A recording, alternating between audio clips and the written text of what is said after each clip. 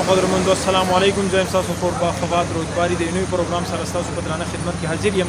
ګرانو مینوالو څنګه تاسو ته پته ده موږ تاسو ته مختلف پروګرامز ښیو. نن راغلي یو بحرین سوات ته ډېر ښایسته او ښکلی ځای دی. که موږ ګورو په خیبر پښتونخوا کې سوات چې کوم دی دا یو ځانګړی حیثیت لري، ډېر ښایسته د امن په لحاظ سره ډېر ښایسته ځای دی. هغه خلکو ته میسج ورکول غواړم که څوک واورو راتلل غواړي ماشاءالله روډونه ډېر ښایسته، تاسو بالکل راتلی شئ.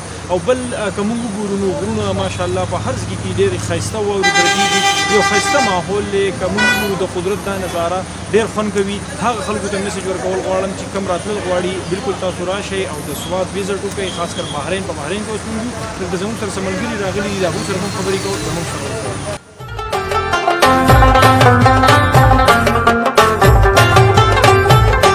قدرمندو څنګه موږ تاسو ته وي زموږ سره دلته څه ملګري راغلي دي، هغوی نه به تپوسونه کوو د دې ځای د ښایست په حوالې سره چې هغوی څه وایي. السلام علیکم جی. وعلیکم السلام.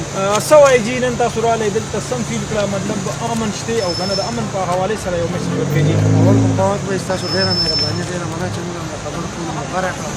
دلته موږ راغلي بحرین ته په چکر باندې او ډېر ښکلې علاقه ده، واورې اورېږي، ښه مزدار دي او سیند ډېر زبردست تکې شنې اوبه دي او په غرونو بالکل داسې دي لکه سپین څادر چې د چا خور کړي او ډېر زیاته مزه کوي.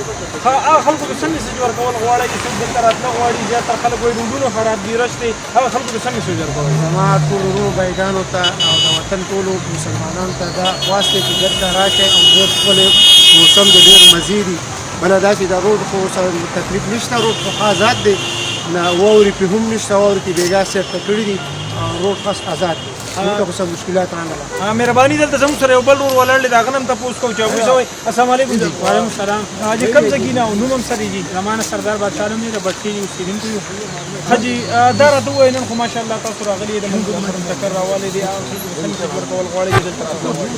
نو زما ټول څونه چې کتونکي دي هغوی ته دا خواست دی چې دلته راشئ، لکه ماشاءالله روډونه هم ښه مزدار دي او امن هم ښه دلته دی، پولیس ولاړ دی د خلکو څخه لکه مکمل تعاون کوي، روډونه هم ښه آزاد دي، څه دغه نشته. خو دا یو نیم غلطي زموږ د ډریورانو بایګان ده چې یو لاین هندو کوشش هر یو کوي چې زه مخکې شم، په دغه وجه باندې لږ تکلیف یې خلکو ته.